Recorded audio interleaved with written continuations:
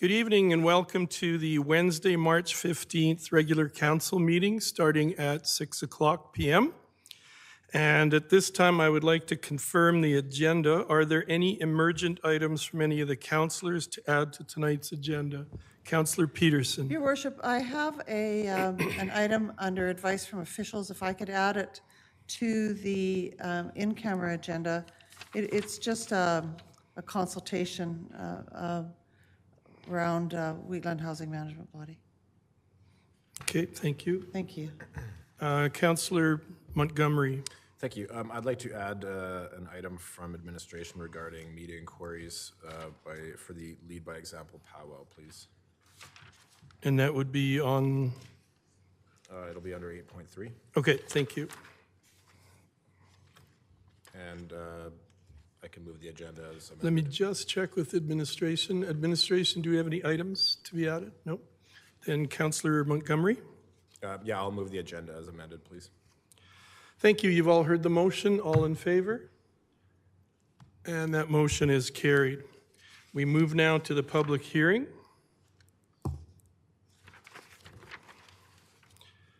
The public hearing for bylaw 23-01 being a bylaw to amend the land use bylaw number 1411 is in session at 6:02 p.m. This public hearing is held pursuant to the Municipal Government Act, RSA 2000, Chapter M-26, and amendments thereto. Legislative Services. Thank you, Worship and Council. The purpose of the public hearing is to discuss bylaw 2301, being a bylaw to amend the land use bylaw. First reading was given during the February 15th, 2023 regular council meeting. The public hearing was advertised on the town's website. Canada Post regular mail was sent to adjacent landowners on February 17th. On February 24th, it was posted on Facebook, March 1st in the Strathmore Times, March 6th on Facebook, March 8th in the Strathmore Times. To date, 7 written submissions have been received. These letters have been circulated with council. Submissions were received from the following residents: Barbara Hicklin, as a person affected by the bylaw received on March 10th. Georgia Evanson, as a person affected by the bylaw on March 14th. Judy and Bruce Bryan, as people affected by the bylaw on March 14th. Marcia Gatsfield, as a person affected by the bylaw on March 14th. Natalie Johnstone, as a person affected by the bylaw on March 14th. Dawn and Marilyn Conrad, as people affected by the bylaw on March 14th. Doran Davidson and Amy Seeley, as people affected by the bylaw on March 15th. Thank you, Jonathan. The following rules of conduct will be followed during the public hearing. Presentation should be brief and to the point and should be limited to 5 minutes in length. The order of presentation shall be the administration, those in favor of the bylaw, followed by those opposed to the bylaw, followed by any other person deemed to be affected by the bylaw. Council may ask questions of the speakers after each of the presentations for clarification purposes, and there is no debating the bylaw during the public hearing. Would administration like to present? Chuck Proctor, good evening and welcome. Good evening, Council, Your Worship.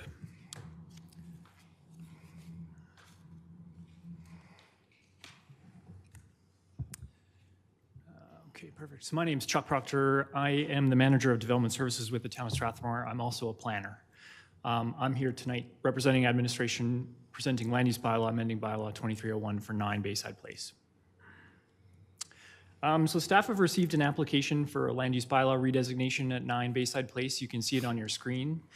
Bayside Place is located centrally in Strathmore just to help people get their bearings. Centennial Drive is the road on the south there, also close to Centre Street. Madison Court to the east. 2 similar medium density projects to the north, along with Brentwood School, and then Bayside Place Industrial to the west. The application proposes medium density stacked townhomes. So 9 Bayside Place is the site of the former seed cleaning plant. It was decommissioned in 2019 and demolished in 2020. The current land use of the site is M2 General Industrial District, which is Strathmore's heaviest industrial land use district. The site itself is surrounded by a mix of uses, low density in the yellow there, that's your single detached homes. Medium density directly to the north, the kind of orange and that green parcel there are medium density. And then light industrial is that lighter purple. There's a neighborhood commercial node as well in Bayside Place. You can see the R3 in the bottom left of your screen too, that's high density in Green Meadows. So there's kind of a mix of uses around 9 Bayside Place. So a district overlay is proposed, and that's just kind of fancy planning jargon for site-specific, a direct control land use district that's based off of one of our existing land use districts with some extra rules, and the rules are shown on the slide there. These amendments to the district are as follows. The application proposes a height of maximum 14 meters at the eave line. The application proposes to add housing attached as a permitted use. Also proposed to increase the allowable projections. These are balconies in this land use zone. Balconies right now can project 1.85 meters. They're proposed to be able to project 2.2. And then there's a slight reduction of landscaping proposed from 35% of the site to 30% because it's such a big site at 4 acres. There's also some specific text to describe the front and rear yard and the party wall stuff under the Alberta Building Code. So staff, my department, think that this property is suitable, is appropriate for medium density development in our opinion. 2 very similar medium density projects have been developed directly north of the site. One of the good things that my department recognizes that the site is close to existing roadways, existing services, parks, pathways, the hospital, the civic amenities on Brent Boulevard. It's walking distance from downtown. It's a really good location for housing, in my opinion. One of the things when we develop a property in town, sometimes the town has to extend a roadway or extend a water main. We don't have to do that in this case. The services are all right there. I won't read this whole slide, but our municipal development plan is planning legislation. It's a 2014 plan, and there's a number of goals here that this application is in alignment with. Specifically, 3.2.1 talks about a wide range of housing being available in Strathmore to meet the various housing needs of folks who live in Strathmore. 3.2 talks about sites being close to collector roads and centrally located, and Centennial Drive is a collector road. 3.26 talks about revitalization, redevelopment of underutilized parcels in the downtown. Bayside Place isn't in the downtown, but it's within walking distance, and I thought it was appropriate to include this policy. At the regional planning level, so Strathmore, the South Saskatchewan Regional Plan, Strathmore's a part of this plan. It's an Alberta land use plan. And in all the regional plans these days, we see that modestly increasing density in urban communities is a goal of these regional plans. And the bottom line, there's many factors, but the bottom line is that a modest increase in density means more sustainable and efficient land use, more efficient use of services for growth in Alberta's future. I just wanted to briefly touch on Council's strategic goals, which we think that this application complements a couple of Council's goals. The biggest goal that we think this application complements is Council's affordable living goal. Strathmore is an affordable community for residents and businesses, enabling access to housing, services, and supports. Key Activity 1.1 talks about housing product and sustainability options. Key Activity 1.2 talks about the increase available of affordable housing. So the developer's here tonight to talk about his product, but these are intended to be affordable, stacked townhouse units in Strathmore. How Council is going to measure progress is housing starts, the ratio of Strathmore's housing stock comparing owned to rental units, and the percentage of citizens reporting Strathmore as an affordable community. There are 2 other Council strategic goals that we think this application complements, and that's intentional community development, talking about connective communities, diversity, and inclusivity when you're talking about affordable housing. Council is going to measure progress through citizens reporting increased community connectedness. Community wellness as well as one of Council's goals, efficient and effective community service provision, and the per capita usage of civic amenities is how Council is going to measure that goal. So hopefully more folks using the pool, using the civic center, that kind of thing. In addition to council's strategic goals and the goals of my development services department, there are two studies that I think are relevant, worth mentioning. The Wheatland Housing Management Board had a recent study about seniors housing in Strathmore, and I've picked 3 points here to talk about. The study that was done by them mentioned a lack of affordable housing in the region. The Wheatland Seniors Housing Needs Assessment also recognized that there's a lack of housing choices in the region for seniors. They state that there's a range of incomes among the seniors, but who may be able to afford something more than the lodge, but there's just nothing out there other than the lodge. They don't have many housing options, so they stay at the lodge. So I thought that was an interesting one to include. The town's social needs assessment, which is coming soon by our FCSS department, has indicated there's a shortage of affordable housing and a shortage of rental units in Strathmore. Regionally, the City of Calgary is discussing affordable housing. They've kind of got a campaign going on right now that says, someone needs affordable housing, whether that be a brother, sister, cousin, mother, daughter, someone needs affordable housing, and other municipalities are trying to attract affordable housing projects and develop different types of housing. We hear about this missing middle housing.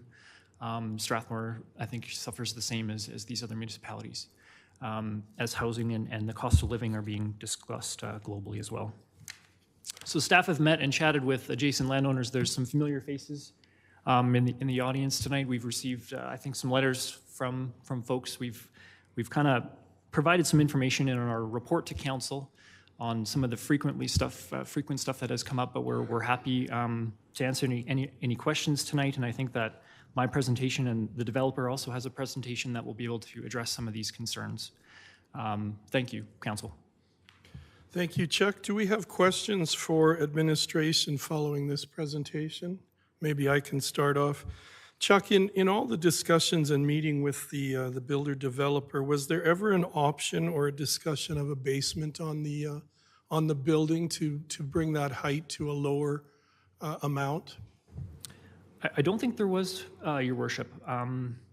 I know that the 14 meters is mentioned in some of the letters, and the developer here, I've seen the presentation has some cross sections which may help answer that question. I don't think they're going to the full 14 meters in this phase. I think it's more like 12 meters at the eave, but maybe I could pass that question to Steve and Cam in the audience. If you I can also ask it again in the section where the person who supports the bylaw would wish to speak. I'm sure they'll be coming forward. But I just wondered in the process if that was ever a discussion. And then as far as the height at the eave, if it's 12 or 14 meters high at the eaves, do you know what the height of the building will be at its uppermost part? If the roof line goes above the eaves, do we know the total height of that building? I don't, Your Worship, but I think the developer does.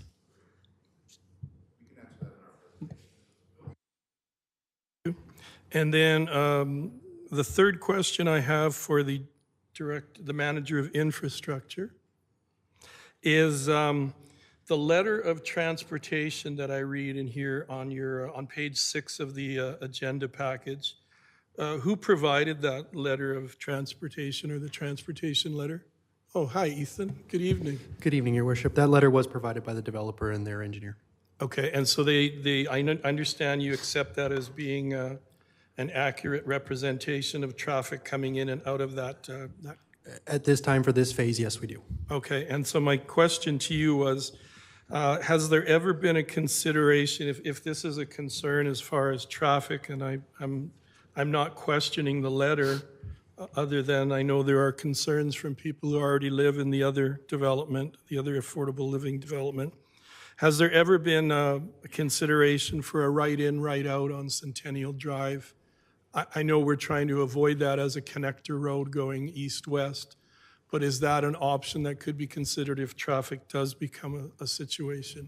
So, Your Worship and to you, Council, we did look at that option. We have discussed it. The one concern with Centennial Drive and the access is the distance from Center Street and the short distance between the two. Like where the current entrance is to what was the sea cleaning plant is not very far from where Center Street is. So if that becomes a busy intersection, we've got conflicts there that we want to avoid.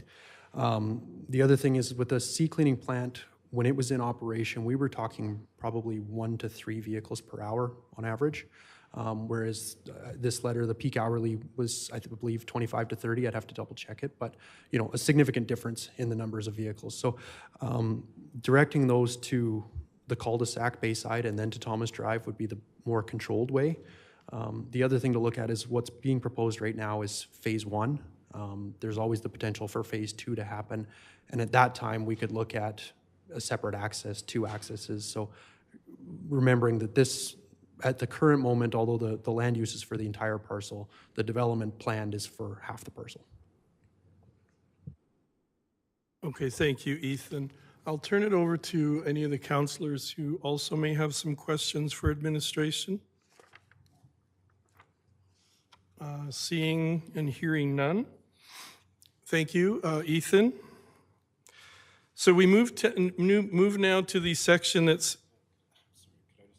Sure, Councillor Montgomery for Ethan. This has to do with just the existing industrial that's in the area, and I'm just curious to know about, so if Ethan or Chuck, whichever of you guys would be better to answer this. So there's already industrial in that area, and I'm just wondering, like, how would that kind of affect, I guess, the existing industrial? Like, if we plunk a residential right next to existing industrial, and people in the residence, start complaining about the industrial site next door that's been there, for a long time, who has, I guess, kind of precedence, or who's taking priority on that?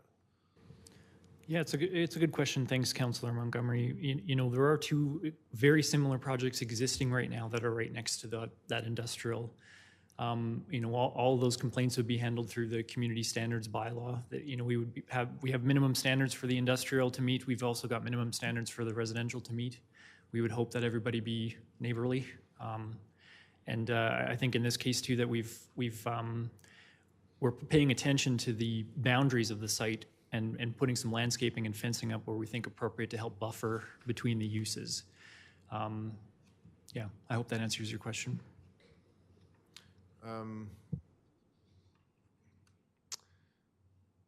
Yeah, well, I guess what I'm wondering is so in the event that there is some sort of an issue, given that there's already that land that is industrially zoned, are we going to be giving any sort of leeway to them because they were there first essentially, or is it because I guess as far as the community standards bylaw goes, is there I don't want to say grandfathering necessarily, but I'm anticipating there will be some conflict at some point, and I would hate to see the people that were there first be negatively impacted by new development essentially.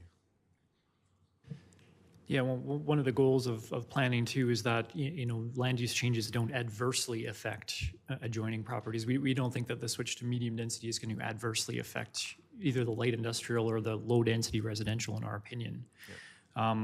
It's important to note that it's kind of the site right now is our heaviest industrial district too, so that also potentially poses a conflict being next to low density residential. Bayside is just such a unique area in Strathmore. Yeah. Okay. All right. Well, thank you very much. Thank you, Councillor Montgomery. So we'll move on now to, is there anyone present who supports the bylaw and wishes to speak? So I believe we have the developers here. If you wouldn't mind coming up to the microphone and introducing yourselves, and then I believe you have a presentation for us? Thank you.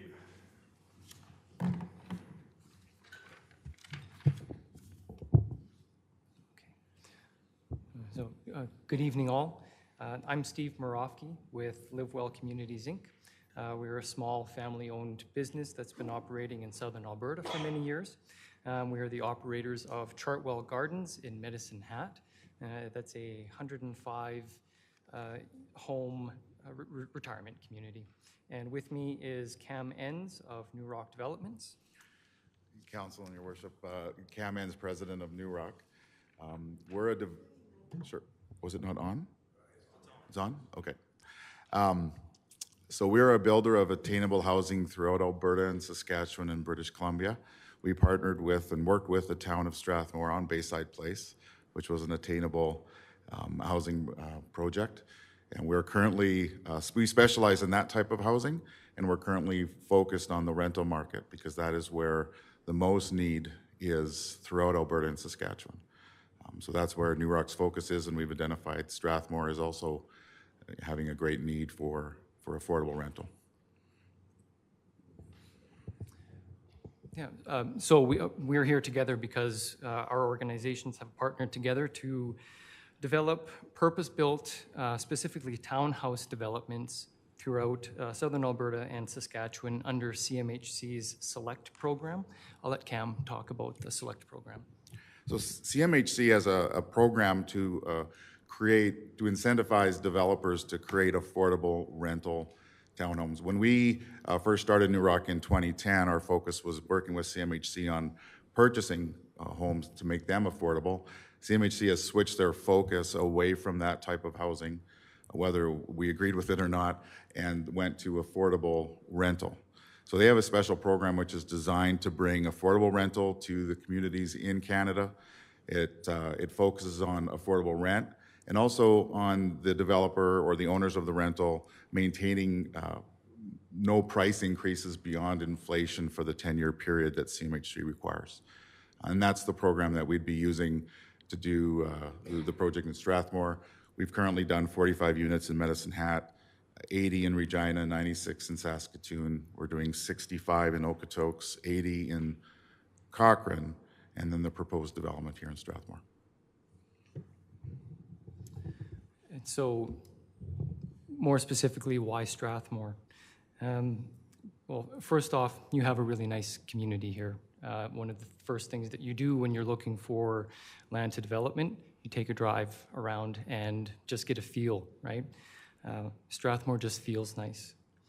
Vacancy rates are low here, okay? You probably already know that. Anecdotally, I was on rentfaster.ca yesterday afternoon. At noon, there was all of 3 places available for rent. There may be other things available through Facebook and whatnot, but it's a tight rental market. Exciting economic opportunities coming to your community. And we've been hearing good things about the pea processing plant.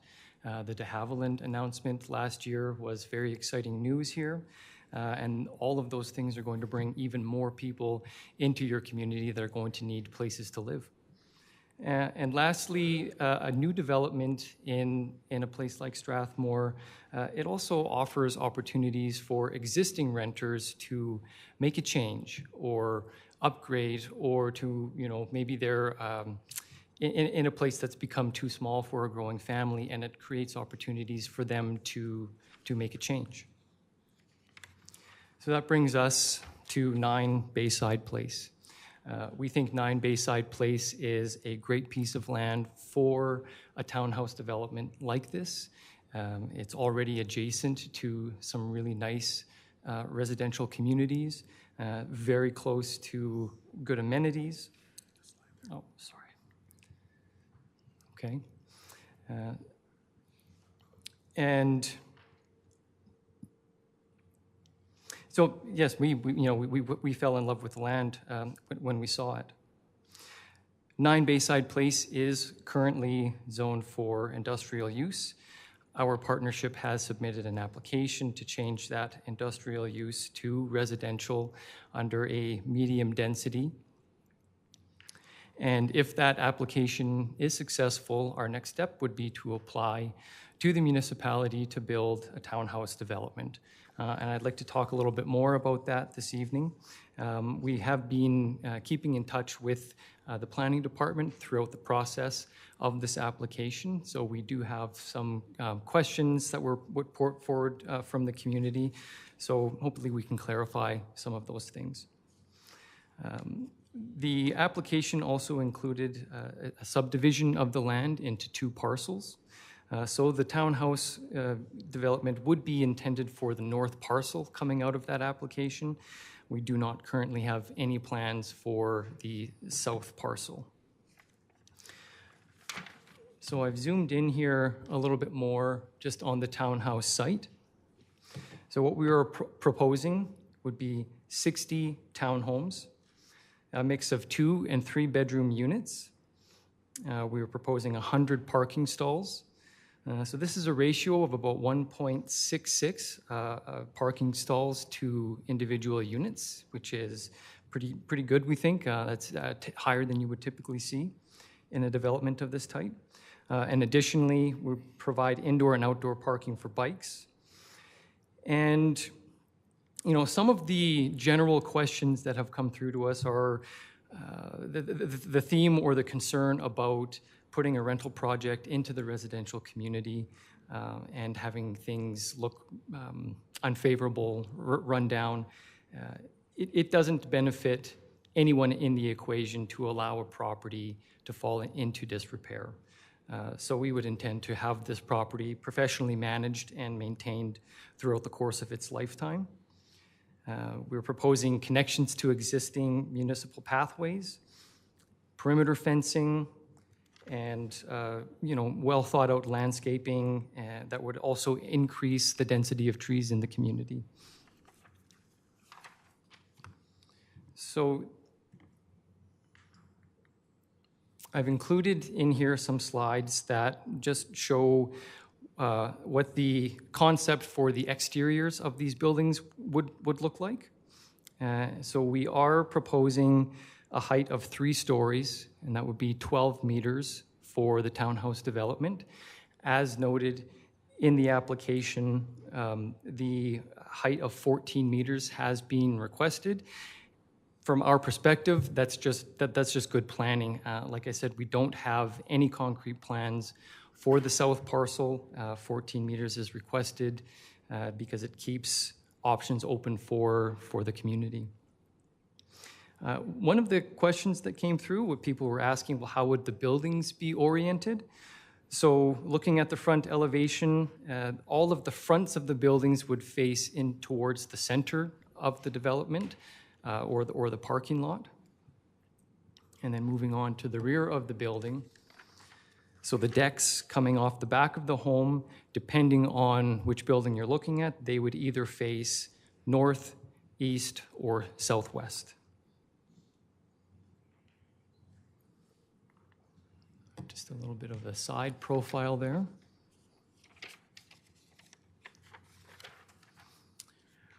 And we've included just a few photographs of some other developments, and I'll let Cam maybe. One of the things that we've identified, the CMHC Select financing program is really designed for apartments. And that's what a lot of the developers are doing. But there's a lack of townhome, purpose-built rental townhome. When a market really starts to increase in value, all the folks who had a townhouse that they rented out once they got married or something along those lines, they get resold because the market's strong. And then families are forced out of their townhome and into an apartment. So we've identified that there's a lack in almost every community in Western Canada of purpose-built rental townhomes. So that's the focus that we've done in Regina. We just launched our new site there. We just launched a new site in Medicine Hat. The folks that we're seeing, we've rented 25 units in Medicine Hat in the first 4 days.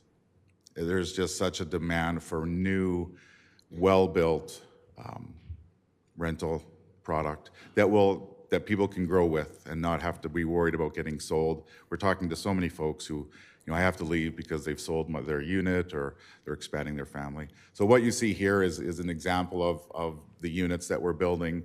All of our units, including Strathmore, will have luxury vinyl plank, quartz countertops, stainless steel appliances. We build them to the same standard as if we were selling them. And so that's what we're seeing here, and that's the intention for Strathmore.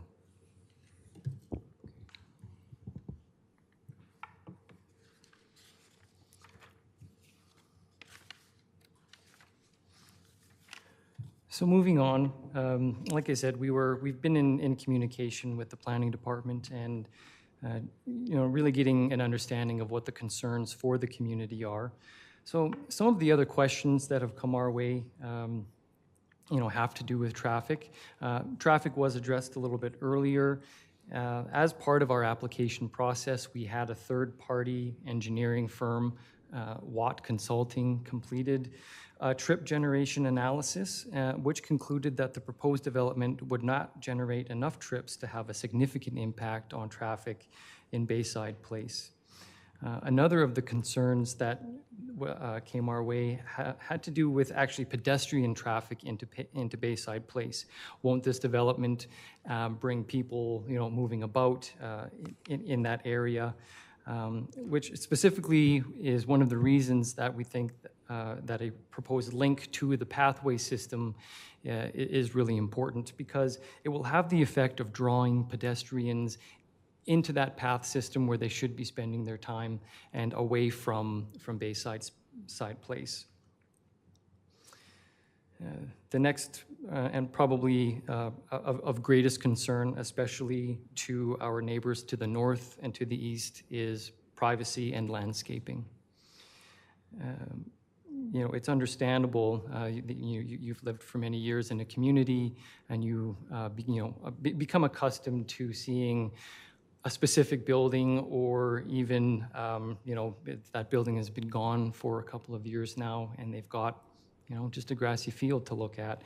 So definitely privacy and landscaping are concerns that come up in any type of new development. So the things that we can do to work with our neighbors on that, well, first of all, good landscaping.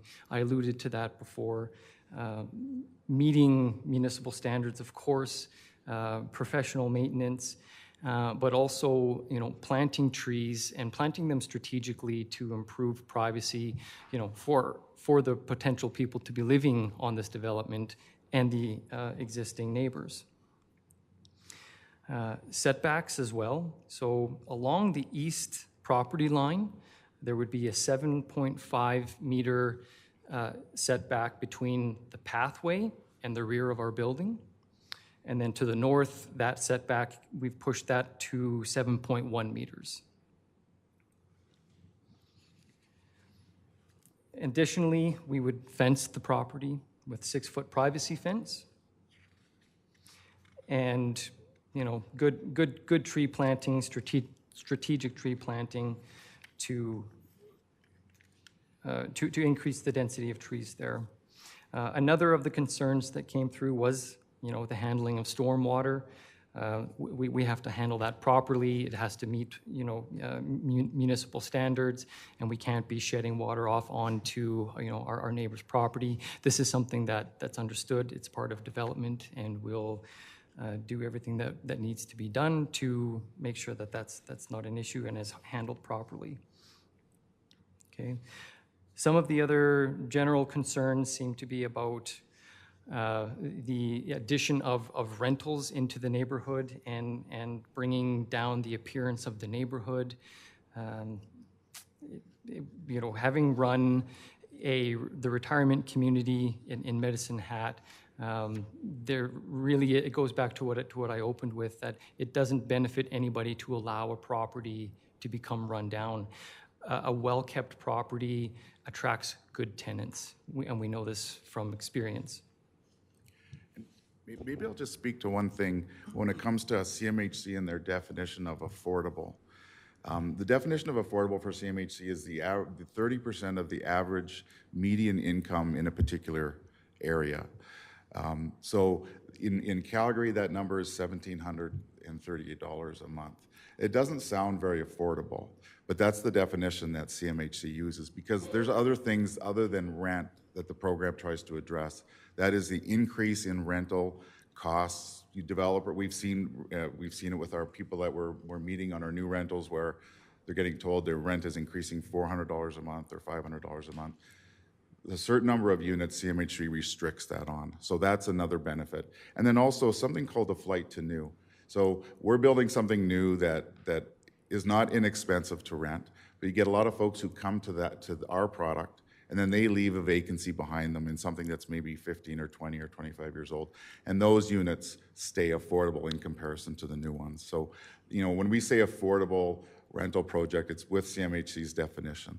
So it's just important to understand how they, what their goal is behind that program and what they're doing. Okay. And so another question had to do with lighting on the site. And so typically, the parking lot would be lit by lighting 20 to 25 foot poles, again, designed in a way that we have to provide safety, of course, but we're conscious of light pollution, and it needs to strike a proper balance between keeping the residents safe without adding too much light pollution for the surrounding communities. Now, this next slide has to do with a line of sight. There is some concern, I think, especially from the homeowners along the east property line, that having balconies on the second story would create a privacy issue for them.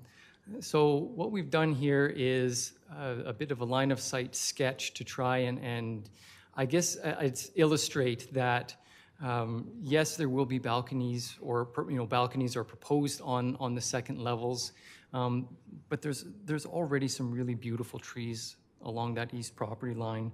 So with a good setback, additional tree planting on our side, a 6-foot privacy fence, and existing good foliage, we really don't think that there's going to create a situation where, all of a sudden those people will have people staring at them, while they're trying to be out in their backyards and enjoying their space. One last thing, I would like to go back to this drawing, because we had a comment, somebody said, doesn't look like there's any plan for handling waste. So I don't know, okay, so the laser right there, that I'm circling those 3 circles, so those are, they're called Molochs. So it's a waste handling strategy that eliminates bins sitting out on the property. A Moloch is it's a small access at the surface, but then they are dug out and built down underneath to handle the garbage, so that you can actually handle the garbage from a development of this site and virtually eliminate the unsightliness of bins and so forth. So just another one of those little ones that, yes, we'll be handling garbage and handling it properly on that property. I don't have anything more to say, Cam. Okay, well, Mayor Fuel and Council, thank you for your consideration. Thank you for your presentation and for addressing some of the questions and concerns residents had. Are there any questions from councillors? Councillor Wiley, followed by Councillor Mitzner. Thank you. Earlier, Mayor Fuel had asked about the basement. In one of the illustrations, I thought I saw a basement. So could you explain that situation? Yes, we do. So we've sunken the bedrooms of the lower unit into a basement. It's raised so that we get some light and windows in there, but that's the design, and that does keep our height well below the 14 meters. So that's a design that we've chosen to try and help that issue. Also, I wondered if you could describe maybe what you've done in previous properties, like, for example, Regina, with the tree planting. You said that there would be plenty of tree planting. I know our land use bylaws have recommended trees. Did you just want to describe generally what that would look like and what the intent of the tree planting is? Sure. So we use a landscape designer most of the time to lay out the best way to landscape the property. And that includes as much grass as possible and trees as possible. We are pet friendly, so there's always nice to have as much grass as we possibly can for enjoyment for kids and for potentially for pets.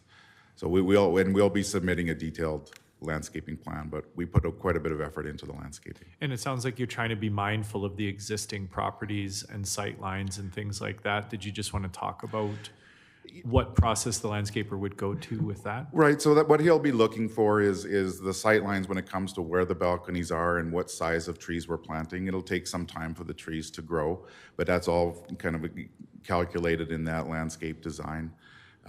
We've done an extra bigger setback than we normally would at 7.5 meters to give as much buffer as we can for the communities on the north and the east. And it would be my understanding that the landscape design would go before our administration And I know our administration's very mindful of trying Yes. to work out a situation that's best for the existing property Exactly. owners. So we'll be in discussions with you folks on how to have the best landscaping design we Yeah, can. and a 6-foot fence is another way that you're looking at precautions. And what kind of Exactly. fencing would that be? We haven't determined the material, but it will be a privacy fence. So it would not be a chain link. So it would, whether it would be vinyl or some other product, we're not sure. But it would be, we call it privacy, so it's not something you would see through. Yeah. Yeah. I have 2 more questions. Is that all right? You called the garbage disposal a MOLA? Right, so I don't know if you guys have seen it. Sometimes No. you drive through, it's like even at the Tim Hortons, right? They have a big, looks like a big oval. And they can put that right beside the drive-through window because there's no odor. Right, so all the garbage goes underground. There's a special truck that comes and takes this bag almost that's underground and dumps the garbage. So it eliminates odors and it looks great. And that's what we've gone with our developments. And could you go back, is it possible for admin to put the line of sight image back up again from the presentation? I know that when I looked at the pictures, my first thing was picturing sitting in my backyard, glancing up at that back balcony, staring down at me, sunbathing or however I choose to spend my sunny days. But it appears to me, and I'm familiar with the neighborhood, that you guys have put in a significant amount of thought into creating a situation that could maybe work best for existing neighbors. So, and you're talking a 7.1 meter distance between the balcony to the walking path? It's actually 7.5. 7.5 on that particular on side. that side of the property. Yeah. Okay, and then the walking path itself looks like it's almost 2/3 of that again. Okay, thank you so much. You're welcome. Thank you, Councillor Wiley. Councillor Mitzner, and then Councillor Langmaid. So on your street view, are they walk-ups? Like you're walking up to 3 separate floors? We're only Correct. seeing one door. Correct, so that's the correct term, considered a walk-up, so no common space. Okay, and a combination of 1 and 2 bedroom units? It's a combination of 2 and 3 bedroom units. And you're going to mix seniors with young families? We will, if the seniors want to be there. These units all have stairs, so they're not specifically designed for seniors, but we have had no problems with that combination, having seniors combined with families. How noise-proof are they? We have we are above code on our noise, on our sound deadening, up top to bottom and left and side to side. The biggest thing in a development like this is impact noise from top to bottom. So we've designed these to the exact same specifications as if we were selling them. So we go to a great deal of effort. You'll never keep the footfalls from being heard if someone's above you. If you say you would, you just can't in a wood frame building, but we do our best to limit that. And you don't foresee any problems with pet-friendly when you've got people with their pets out on the balconies and they've gone to work for the day? We're very careful with what pets we allow, because if you allow a dog that barks while they're away, it ends in eviction, because you can't do anything with a dog that barks when they're away. So any dogs that we would put in the development would be vetted to make sure they're either quiet or at a doggy daycare of some kind. And So- are your tenants on long-term leases? Are they like 2 5-year terms? 12-month leases.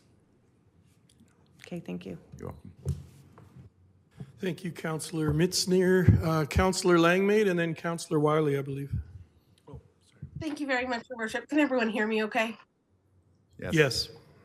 Excellent. I have just a few follow-up questions. I'll start with the privacy fence along the east side of the property there. I'm just wondering if you've put any thought into perhaps some additional lighting along that area. I'm imagining a 6-foot fence on one side and a 6-foot fence on the other side, and a little pathway that could get very dark in the evening as you're walking through. And of course, when you have dark areas, people tend to find ways to get things done there. Right. We have not. But again, we would be open to what the community and what the town of Strathmore might want from us. Okay, Yeah. thank you. I think you might have answered this question already. What percentage of the units would be considered accessible housing units, especially since they're all walk-ups? There's all stairs to access. In this particular development, we don't have any accessible units. None. Okay. And then I also know that the CMHC Select program that you're following has different categories for the number of affordable units within a development. Does this development fall under the 40, 60, or 80% affordable unit category? Actually, so CMHC Select is on a point system, and the maximum points that you look for is 100. And there's a number of ways of getting to 100, whether through accessibility, energy efficiency, or affordability. The affordability factor with this program is 25% at the affordable rate to get to the 100 points on this particular program. So 20. Now we haven't finished the design. There could be some energy efficiency that we choose to do as opposed to some of the affordable parts, but for instance, in Cochrane, we did the 25%, and as we did in Okotoks as well. Yeah. Okay, so 25% of the units will be considered affordable, That's right. which is 80% of 70, 30% of the median renter income. correct. Yeah, 30% of the median rental income.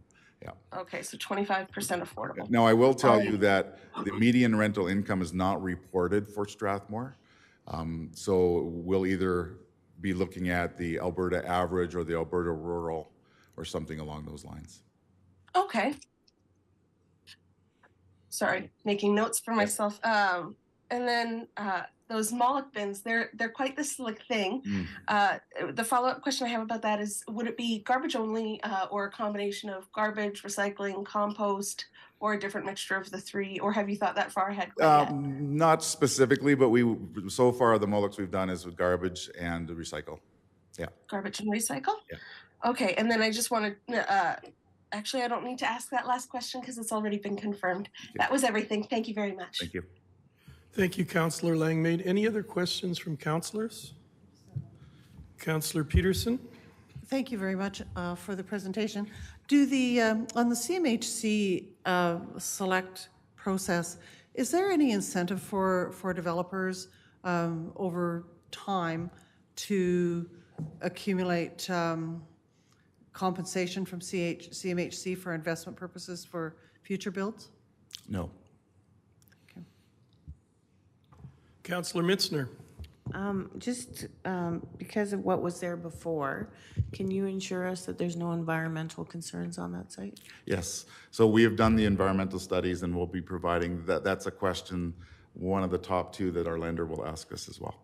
So we have to go through a rigorous process to make sure that we're environmentally But safe. you haven't completed that process yet? We've started. I think we have a level 1 done. Yeah, Or we do have a level 1 and 2. 1 and 2. Okay, we have both 1 and 2 completed. They Okay, were thank you. both clear. Thank you.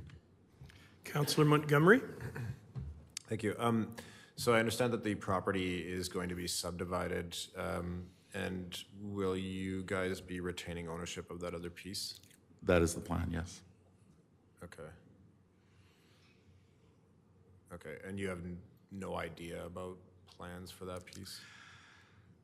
No, we don't. We're not sure. We're really, we haven't been in Strathmore for quite a long time, so we were really going to see how everything went with this particular development.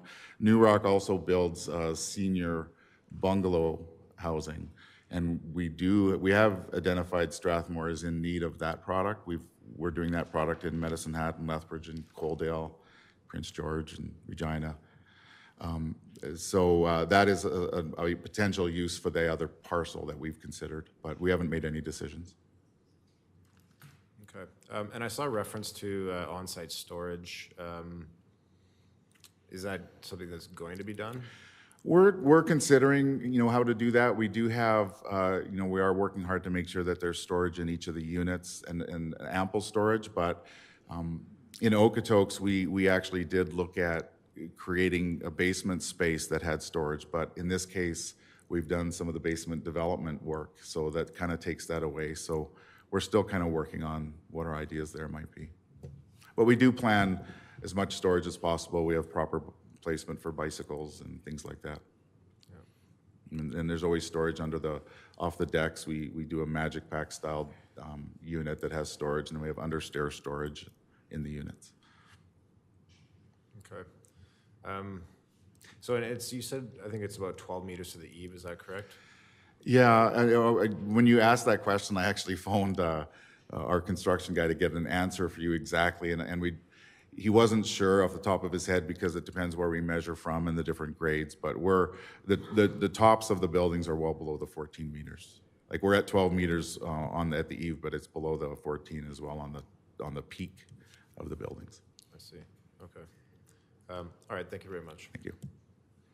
Thank you, Councillor Montgomery. Councillor Mitzner? Is there any option that you could flip this plan so your 3 stories and your balconies have south and west backyards, so you're not encroaching, like looking into the residential areas?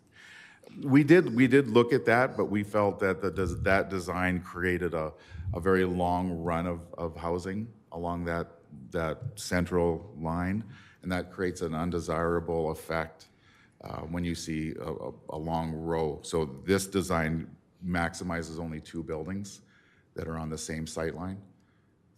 So typically, no one likes to see us do just a longer row of the same style. Councillor Peterson? Just going back to the energy efficiency portion, is there a commitment to monitoring that process? The way the CMHC works is we have to get an engineer to sign off on our energy efficiency because we have to have that determined before we build it. So we have engineers that sign off on the energy efficiency we're going for, CMHC agrees, and then they come in and do a test once it's built. Are you eligible for rebates under that program? Not that we've seen. Not that we've seen. Like right now, our standard building is about 10% above energy efficiency code. The next level to get more points is 25%. So we're currently working through, with inflation and with supply challenges, it's been difficult. Right. So we're still working through whether we can hit that energy efficiency and still keep it affordable. Thank you. You're welcome. Any other questions from councillors? I just have 2. Actually, it might just be 1 now. Actually 2, sorry. In your other municipalities that you've done these type of builds, are they very similar in design as well? Yes, so the Medicine Hat and Regina are a little different. The Okotoks and Cochrane is this exact design. Okay, have you had situations in those communities where your rear wall that's high faces backyards of existing residences? And have there been problems with that, or were you able to you were able to alleviate the concerns, Okay. similarly to what we've done here. I feel better having seen your sight line with the balcony to the residential, and the setback reassures me more. My second question has to do with the local economy, and that is, will there be opportunities for local trades and contractors, carpenters and things to be able to work, or do you bring in your own crews? We do not bring in our own crews, so we hire local wherever we build. Okay. Yes, so, in Regina, we have Regina Trades. No, not for every trade, mind you, right? Sometimes we'll find a supplier that can just supply everything from one spot, but we always work with local trades. We don't bring in any of our own. Okay, and from start of land clearing, how long until your project would be done?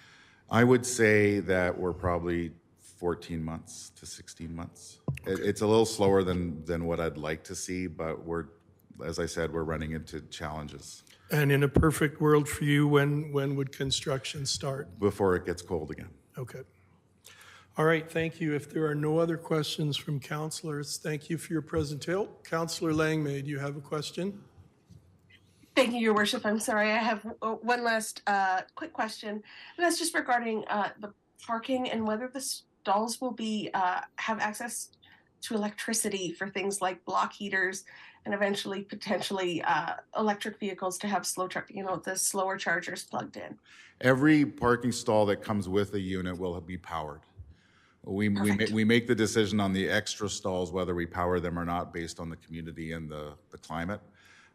For instance, Medicine Hat is a little bit warmer in the winter, so we don't have some of those as powered. But all the units that you get with all the parking you get with a unit are powered for just that instance. Excellent, thank you. Thank you, Councillor Langmaid. Thank you, gentlemen. And obviously, you're going to be here to see how things progress. Thank you again for your presentation and your ability to answer questions. Thank you. So that brings us to the next section of the public hearing. Is there anyone present who opposes the bylaw who wishes to speak? And I believe our first one on my list is Michael and Josie Hafner. Are you here? Good evening and welcome. And just if you could just make sure your red light is on the microphone. I think there's a button there. Perfect. Thank you. Good evening. My name is Josie. This is my husband, Michael. We have 3 young daughters, Ella, Jolie, and Juno, and we live at 20 Madison Court here in Strathmore. Currently, we are directly affected by and impacted by the 4-story towering structure to be built at 9 Bayside Place. Our biggest concern is privacy. Now, I do understand that they showed a diagram. I just wanted to point out that diagram was 2 stories, not 4, as they are proposing. So how many units will be able to look over our fence into our backyard? And even more concerning, how many will have direct eyesight into our bathroom and to our bedrooms? Will we ever be able to enjoy another family dinner in privacy ever again? At approximately 10 feet per story, the structure will be towering at over 40 feet, which means 3 levels of these units would have direct eyesight into our backyard and inside of our home. The current proposal did not confirm any landscape, privacy barrier, and suitable distance between the chain link fence currently at 7.5 setback. How tall will those trees that they're planning on planting, and how long will they take to grow in order for us to have our privacy? What's even more concerning is the proposal to have the depth of the balconies revised to scrutinize our privacy even further. We are also concerned about the noise. At approximately 250 or more residents in that space, less than 3 acres, and fewer than 50 feet away from our home, what are the plans to avoid and resolve any noise pollution? The bylaw officers do not work on weekends, and constructions will take months. How will this affect our comfort of living and our quality of living? We spend a lot of time in our backyard. We've invested much time and so much money into making the space an oasis for us. We're a hardworking family with 3 small children. Our backyard is our vacation. It's our downtime. It's our camping trips, and it's our supper table in the summertime. With this 45-foot structure, we'd be restricted on our light and our afternoon light, as we don't receive any morning light in our backyard. No longer being able to enjoy our backyard after 3 or 4 p.m. and instead having to spend our summer in this structure's shadow. Another concern is the depreciation value of our home. How will this affect the future resale of our home? If the development is approved, it will be in our best interest to relocate to a space where we can enjoy our lives, our backyard, and most of all, our privacy. Though now we have grave concerns that this would severely impact the value of our property due to the construction and the placement of these buildings. And our final concern is transparency on the future of this project and its future effect on the town of Strathmore. What are the developers and the town of Strathmore's future plan for this development? From my understanding, this is only phase 1. How many more are they proposing to build? How many residents will they squeeze into this small lot? How much more of my family's privacy and enjoyment will be impacted? Is there a phase 2, 3, or even perhaps a phase 4 planned to be developed at a later date? And another one is, why is a developer who is not from Strathmore, does not understand our community, does not understand our environment, applying to change our bylaws? I'm struggling to understand the benefit this would have on anyone in this town. It seems most, if not all, condo buildings in this town were built and developed within the bylaws guidelines and with everyone's best interest at mind. Why are we considering changing what the town of Strathmore outlined in order to remain a small, tight, friendly, family-centered, and prairie community? If bylaws are to be changed for the benefit and profit, this beautiful, quaint town is sure to turn out to be a loud, polluted city in no time, which is what no one here wants to see. In conclusion, I believe it would be best to find a more suitable location for this development, where there would be bountiful space for everyone to enjoy without restriction of invading each other's space and privacy, where it would not affect the already established community of single family homes, where quality is a way of life, as noted on the Town of Strathmore's website. Thank you. Thank you very much.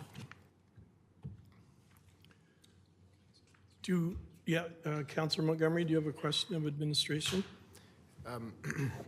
Yeah, I was wondering if administration could just talk about if we left this property zoned in its current zoning. Can you just describe what kind of developments could be put in there, please? Thanks, Councillor Montgomery. I'm just finding my... So right now, the current land use, as I mentioned earlier in my presentation, is M2 General Industrial District. It's Strathmore's heaviest land use district for industrial buildings. Anybody can find a copy of this list of uses on our website. Just Google Strathmore Land Use Bylaw. I'm just going to read off a couple of them. You could have automotive and equipment repair shops, general industrial minor, fleet services, heavy vehicle and equipment sales and rentals, veterinary services, auto body and paint shop, automotive recreational vehicle sales rentals, detention and correctional facilities, equipment and storage yard, general industrial major, vehicle storage, and then veterinary services major. So those are just some of the uses that folks can apply for without council's input at all. They just deal with that administration through the development permit stage if the zoning is not changed. Thank you. I see. Thank you very much. Thank you, Councillor Montgomery. We move now to Ron Croteau. I hope I said that right. Croteau? Okay. Good evening and welcome. Hello. First off, I guess I feel a little bit blindsided. The information that we had coming in was 2-story units. Now we're looking at 4-story units. The line of sight diagram that was shown, sorry, that's fantasy that they're not going to see into our backyards.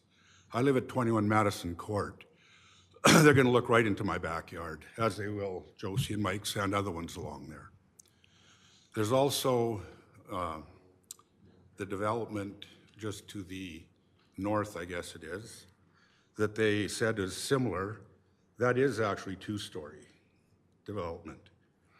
And those townhomes border Brentwood School, a church, and the industrial land. They don't really impact Maple Ridge or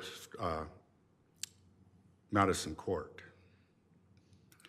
Now, this new development is coming in on a much smaller footprint of land, much more higher density, and it will have a big impact on our properties. You know, they talk about the 7.5 meter setback being excessive. Well, I'm sorry, it really is not. There's no landscaping buffer that was shown in the diagram at all. And to protect us from that development, I'm not sure how they're going to do it, a 20-foot wall maybe.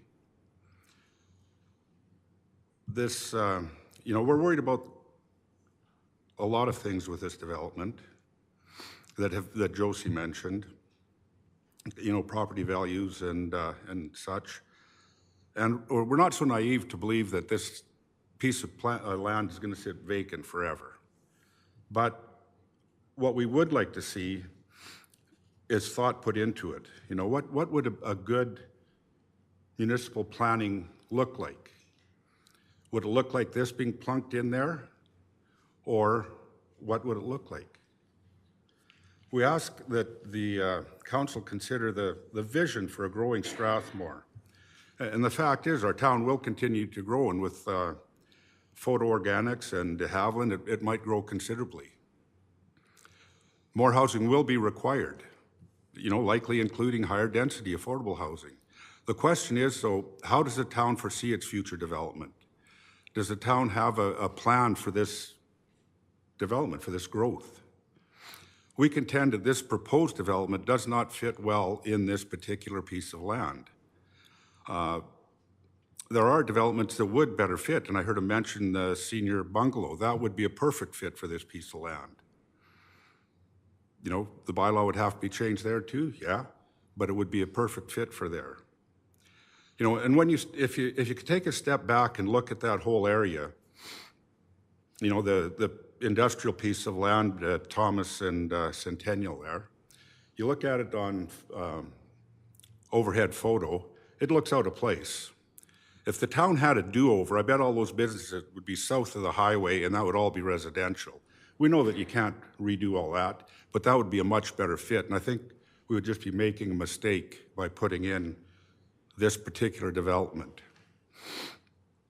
You know, and in closing, I'd like to add that 12 years ago when I was transferred to Calgary, I had the option of living in Calgary, you know, Cochrane, Airdrie, Okotoks, Chestermere, Langdon. I could have lived anywhere, including Calgary. But we chose Strathmore, and the reason we chose Strathmore was because it had all the amenities we needed, and it had a small town friendly atmosphere, a real community, and you could feel that in this town. And we made the right choice coming here. We really did. We're exceptionally happy, you know, that we live in a very close-knit neighborhood of Madison Court. It's a phenomenal neighborhood. You just don't find that anywhere. So what we ask the council to consider is what do you envision for the town of Strathmore moving forward? As I said, we could have picked anywhere. And the reason we picked Strathmore was because of the vibe of this town. By putting in these types of developments, do you want it, you know, to become another mini Calgary? And that's why we didn't move to any of those other towns, because they're just little mini Calgarys. And you might as well move into the big city if you're going to move into them. Or do you want to maintain a vibrant, growing community with that small town vibe here in Strathmore? Because, you know, I can list all of the things again that I wouldn't like having happen with the development right next to us, but it's more than that. It really is it's quite a bit bigger than that. What do you want the town to look like in the end? And I think that's what I would really like you to consider. What's the future going to look like for Strathmore? You know, yeah, they do it they mentioned Cochrane, Medicine Hat. That's fine. But I just don't think it belongs here in Strathmore. Thanks. Thank you, Mr. Croteau. We move now to Nancy Van Egmond. Good evening and welcome. Welcome. Thank you. Thank you for your welcome. My name is Nancy Van Egmond. I am at 23 Madison Court. I back onto Centennial Drive. Okay, I've lived in that house for 21 years and I love our community. I think our community embodies all the values that the town of Strathmore espouses, okay? I've read your quality of life master plan. I've read your vision statement. I've read your development plan. And you know, this doesn't fit. It doesn't fit. Your quality of life master plan states, you know, they want to protect our prairie identity, our open spaces, and the small town community atmosphere. That was developed with community input years ago to avoid things like this. Like Ron said, I feel blindsided because when I heard about this, it was 2-story, low income, okay? And now we're hearing 4-story, and now we're hearing 3-story. And no matter any way you cut it, that is really gonna affect our property value. It's gonna affect our neighborhood. I love our community, like I said, and already 2 houses have gone up for sale in there, okay?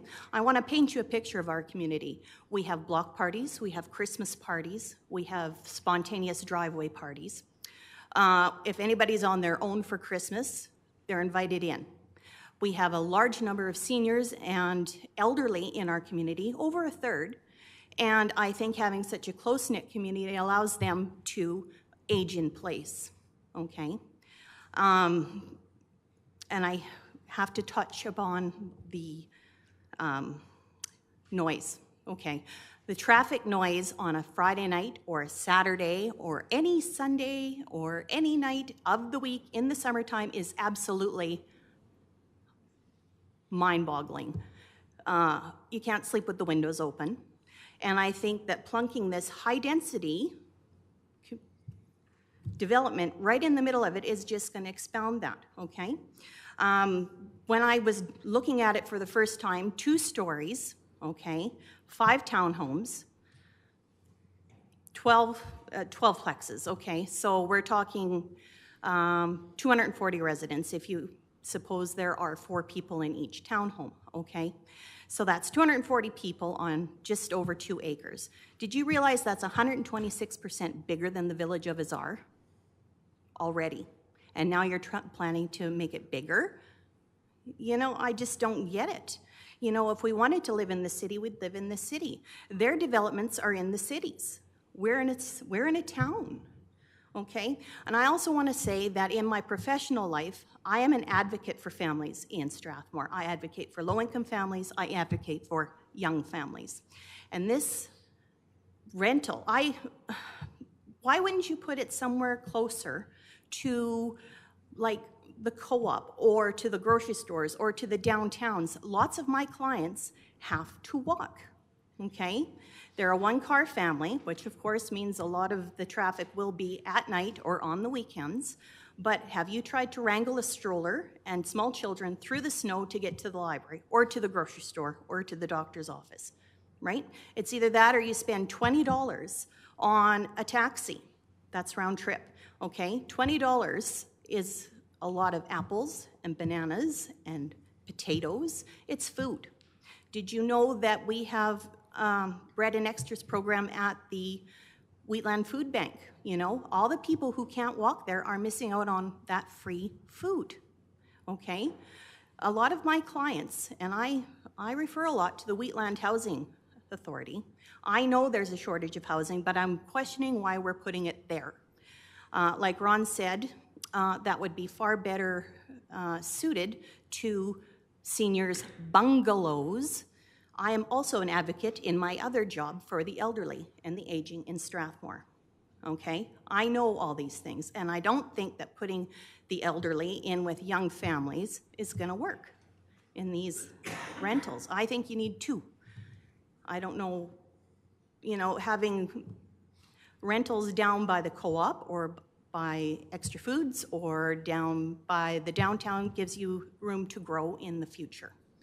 So I'm sorry, I'm very nervous, and I feel passionately about this, and I might be rambling, but you know, I also read on your website that walkability is a huge part of your vision statement. So in closing, I just would like to say thank you for your time. Thank you very much for your words. Is there anyone else who opposes the bylaw who would now wish to speak? Someone who may not be on the list? Okay, I saw Mr. Huckstead's hand first, and then we'll go to you, if that's okay. And okay, so you can come up, and if you wouldn't mind introducing yourself, and then the gentleman in the second or third row on this side. So my name is Tabitha Poole. I also live in Madison Court, and although this won't affect me directly, I just have to, I don't speak as eloquently as these guys do.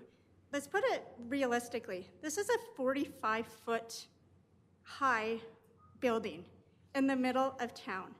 There's a 6-foot privacy fence, does nothing. Your landscaping, your trees are going to take years and years and years to block line of sight. There's no way you can tell that these balconies are not looking into your backyards. There's no way. And for anybody to believe that they're not, it's not realistic. Like, it doesn't make any sense. You know, that's my biggest thing. Your traffic, we sit in backyards every weekend, every night, and there's no way that these people aren't looking into their houses. You know, it just doesn't make sense to me. That's my biggest thing. I'm a realist. I get there's a need for this. There's a better place. It's gonna stick out like a sore thumb, 45 feet in the air in the middle of town. It just doesn't make sense. So that's all I have to say about it, but yeah. Thank you very much. Sir, if you wouldn't mind coming forward, and if you could just introduce yourself, and then we can go back to, Mrs. Bryan, did you want to also speak? Okay, sorry, I didn't see your hand right away. Thank you, Mr. Mayor. My name is Dirk Van Egmond. I also live in Madison Court. I would like to make one point, and if I may use their presentation to illustrate this. Could you bring up the line of sight drawing, please?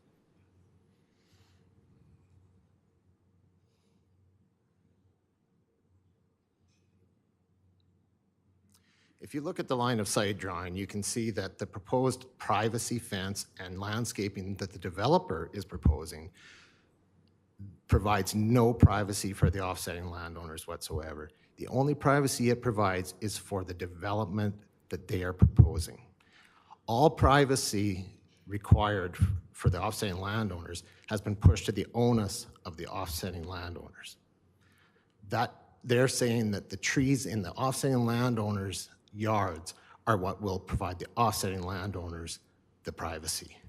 So the developer themselves is doing nothing to ensure privacy. As well, the line of sight assumes that the person standing on the balcony is only going to look down and not across into the windows and upper decks of the offsetting properties. That's all I wanted to point out. Thank you very much. Thank you. Mrs. Bryan, and then Mr. Huckstead. And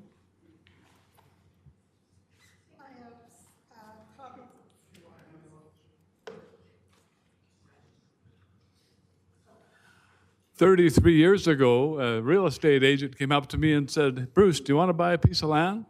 There's nobody going to be building in behind you for years. Well, it happened. I knew it was going to happen eventually.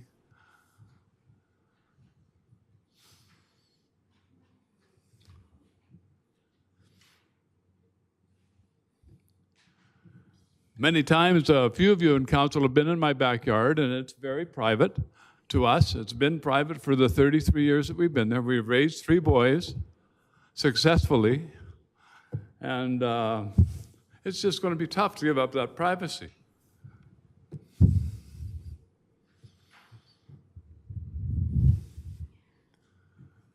I'm not supposed to talk, but I'm waiting for my wife.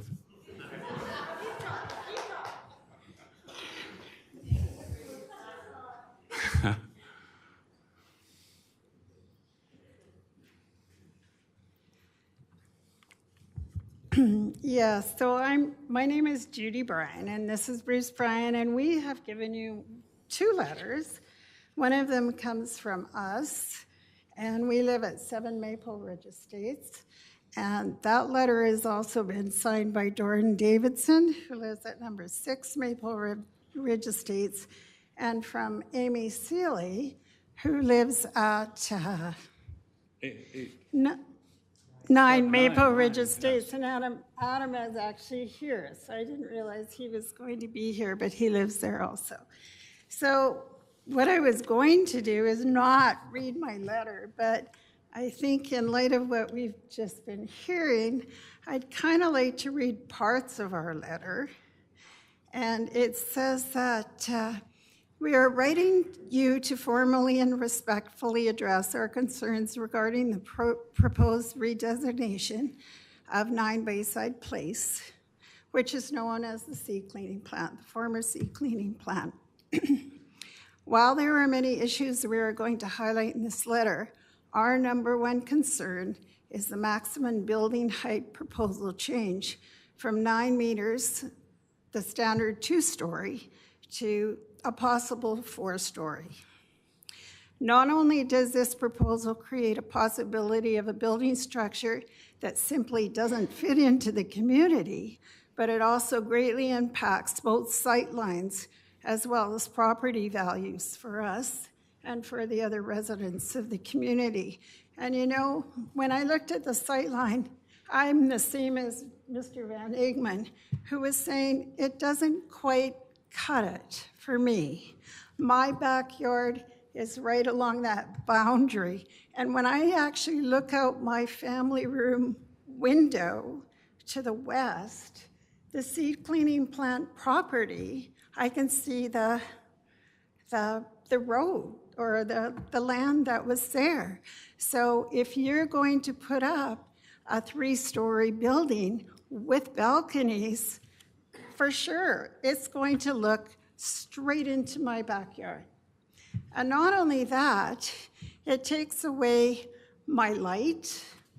For example, yesterday, the sun was shining in my house. Well, I looked out and thought, what's it going to be like when there's a 3-story building there? I won't get my sunshine. And I purposely bought a lot that faced south so that I could have some sun in the wintertime. And I purposely have not put in drapes or blinds on my kitchen window and my kitchen nook so that the sun will shine in. Nobody can see me there, but I also get sunshine. And I also get a view of some sunsets. So that was the other thing. This sun came from about 3:30 to probably 7:30 last night, and I could see a sunset. If there's a 3-story building sitting there, I missed my view. It's gone. My letter goes on to say that many of these residents, ourselves included, purchased these properties over 3 decades ago. So we've lived there for 33 years, helping build that community to what it is today. We still remember pacing out our property on foot before any street or sidewalk was placed with our 3 young children. Back then, it was simply a field, with Brentwood School in the distance to the north, up-and-coming communities to the east and south, and a quiet, simple seed cleaning plant to the west. People asked us, many asked us, how was it living next to a now rural icon? Well, it gave us our peace, it gave us our view, it gave us our privacy, and our west sunsets from our kitchen window. You could not ask for a better neighbor. Unfortunately, what we see in the proposed development stands to take away all those items listed above, and we have cherished for 33 years in our home. Please understand, we are not opposed to housing. We have always expected that one day our seed cleaning plant would be no more, and it would eventually turn into a different type of neighbor. At one point, we were even opposed to Bayside Place, so that's what is north of us. However, we see the need, and we realized it has now turned into a neighbor that has improved the community. So based on the maps we have viewed, and actually what I've seen tonight, we would not have an issue if it was Bayside Place. So if it was 2 stories, I'm fine with that. That means that people aren't going to be looking into me.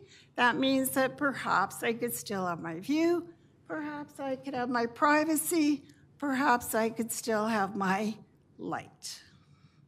So the height increase is actually my #1 concern. And I know it's the concern of basically all the people around us.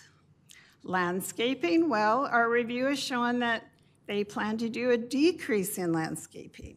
What opportunities are there to increase the landscaping on the east boundary? Well, it was mentioned tonight, but let's face it, we've lived there for 33 years. It took at least a good, 20 years for our trees to grow? And we do have some nice trees along that border and along the west side, but, they're getting older. We may have to replace them. I don't think you want a solid fence there between us and them. It's just going to cause trouble at night for kids walking down there. It's going to be all closed in. They should be at home in bed, but they're there. Well, talking about a solid fence, our fence is graffitied constantly, and we paint over it constantly. So just as a side. I turned to grading the paintings, but it didn't work out. Now, another one, we have power poles, and we have an issue with the power coming into that place. The seed cleaning plant was powered, from our understanding, from a power pole that was installed right behind our fence.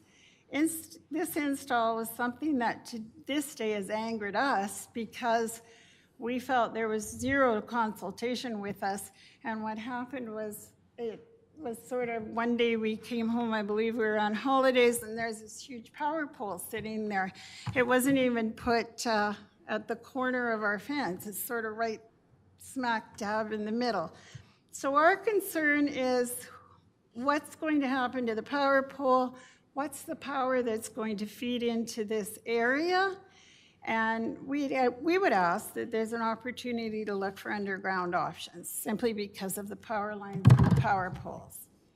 Pathways. Current sketch of the proposed housing shows a pathway going east and west and dead-ending directly into our fence. Could we look to redirect the pathway to junction into the established pathway into Maple Ridge Estates? So there's one Between 8 and 9. between 8 and 9, but that's just something to look at. And then property value has been mentioned tonight. And the Municipal Property Association of Canada highlights that property values are directly affected by location, traffic, zoning, and general aesthetics of the neighborhood. It is then safe to infer that the property values of the homes identified in the above communities listed will be affected by the application of rezoning. It is also safe to assume that the appealability of these homes will greatly reduce the large 4-story apartment complex. These homes for decades have been in communities that have been listed as more than desirable. In conclusion, the rest of my letter is there, but in conclusion, I just want to ask a couple things. Why 3-story? Why not 2-story? The whole thing bothers me just a lot, and why not compromise and make a new plan and make it a 2-story building or buildings just like there are to the north? And I guess the final question I have from us is, what would you do and how would you feel if a 3 to 4-story apartment building was being constructed in your backyard? And how would you feel? Now, the other letter that you have is from Donna and Marilyn Conrad, who live next door to us in number 8 Maple Ridge Estates. And their main issue, too, if you just scan the beginning of their letter, they're brand new, by the way. They moved in June. They're wonderful neighbors. And their main issue is when they bought the house, they renovated, so they put in at least $80,000 worth of renovations. And what they love about it, by the looks of it, is that they like to look west and see some sunsets, and they have a bit of a view from their backyard and from their kitchen, basically. And it says, our new yard in our new town is private, peaceful, and our view to the west is incredible. We have now been told that the proposed development is looking to a height of 14 meters or 3 stories. Our question to the mayor, council, and administration is, why allow this height increase to greatly impact the community, our privacy, and most important to us, our family's investment? We shudder at the fact that in a few years, we will no longer be able to enjoy anything on our property that is views to the west. So the height is their major concern also. They've talked a little bit about landscaping. We discussed the power lines with them. They've talked a little bit about that. And they've also talked about the property value once again. So this is nothing new. From what I'm hearing tonight, these seems to be the major concerns of most of us in that community. So just one more question to you, and the same question that I asked. How would you like it, and what would you do, and what would you feel like if this was proposed for your backyard? Thank you. Who's the landlord in this development? Well, we can get clarification from the gentleman at the end of this. We'll be able to ask more questions. I thought some of them would be for sale, and I think they're rental units, but we'll bring you back for a couple more questions and for you to address some things. okay. I have a shop in my backyard, and people don't want to see me running there at night sometimes to pick up something late at night, so see you later. Thank you, Mr. and Mrs. Bryan. Mr. Huckstead?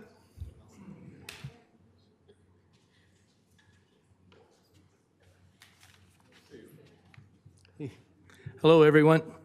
I own the property right next door. I'm 10 Bayside. We've had that property for years. I haven't had much time to talk to many of these people or prepare or find anything out because we just got home.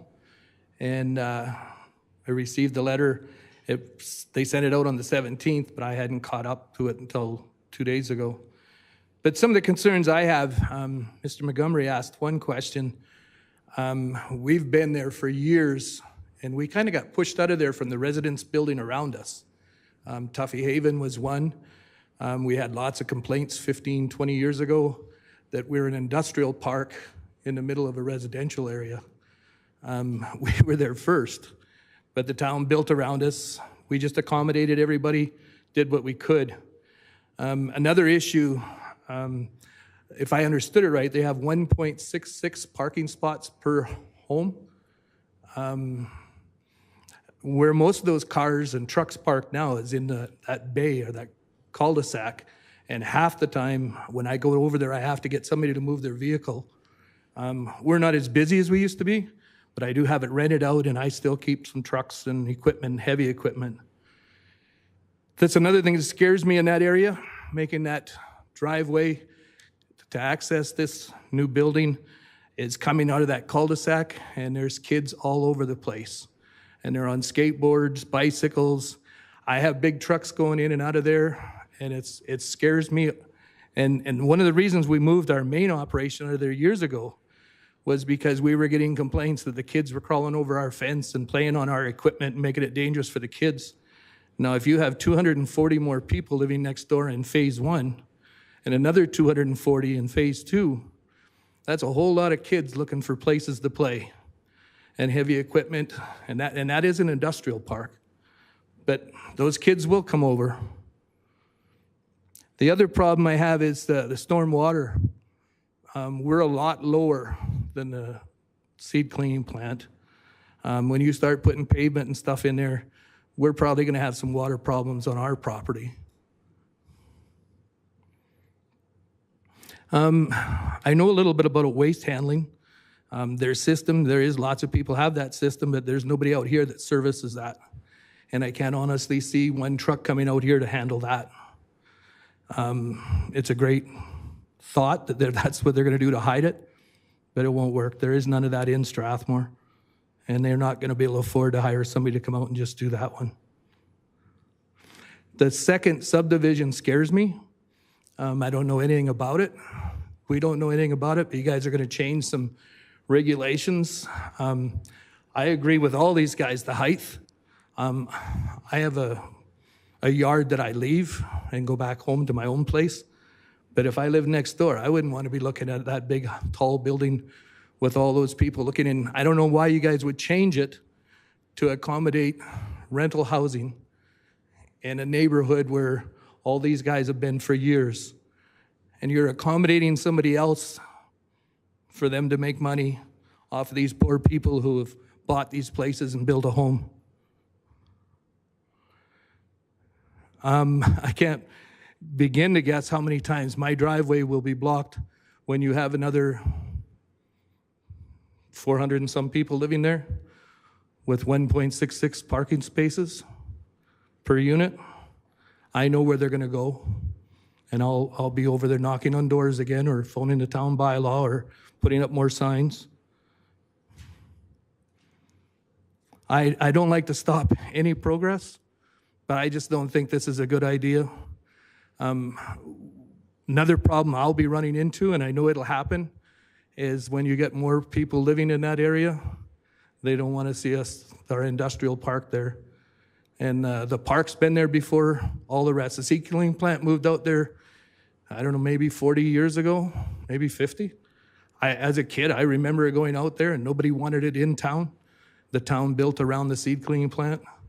The town put in Brentwood Trailer Park because that was for low-cost housing or to help.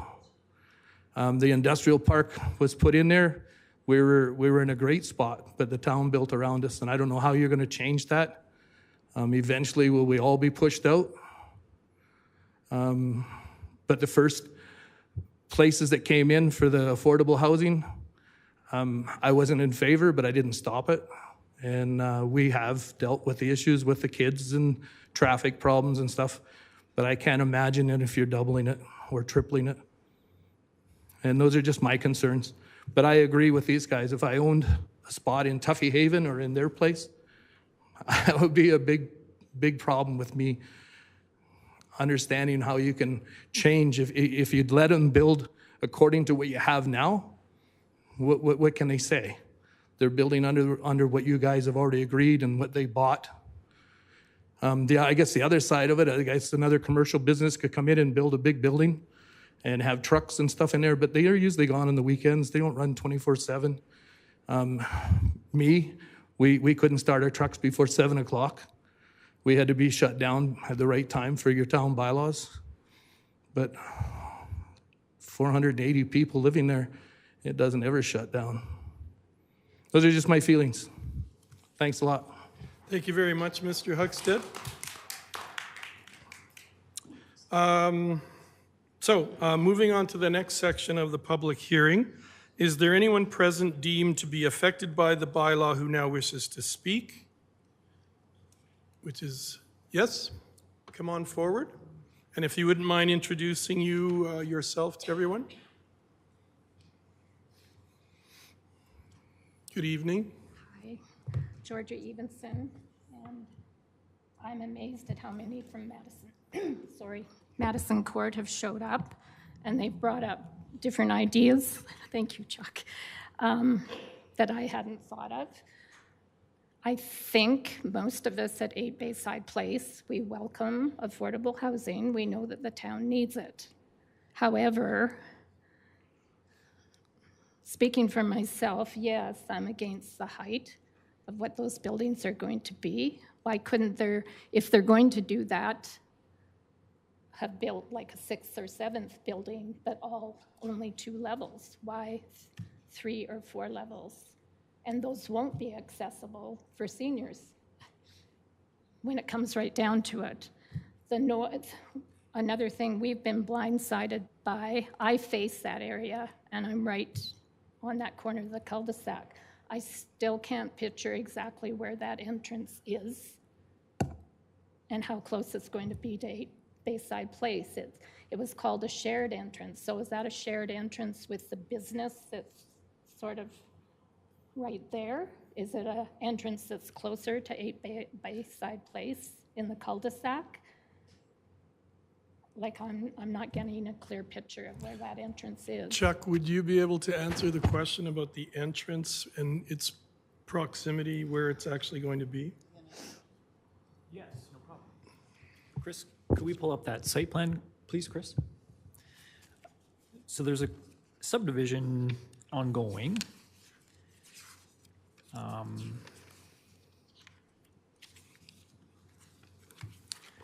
So the shared access is entirely located on their site. You see the kind of triangle line, half of the access is on that one, and then half of the access is on the new parcel that they're proposing to subdivide, but it's still within the 9 Bayside Place property. It's not going to be like, okay, so there's a grove of trees there right outside our property at 8 Bayside Place. Is it going through there, or is it going further over towards the business that's right there? Maybe if we can just have Cam or Steve confirm that, that'd be great. Thanks. Georgia? Sorry. We were having trouble with everybody else speaking too. It's not a good microphone. Maybe repeat the question there. Sure.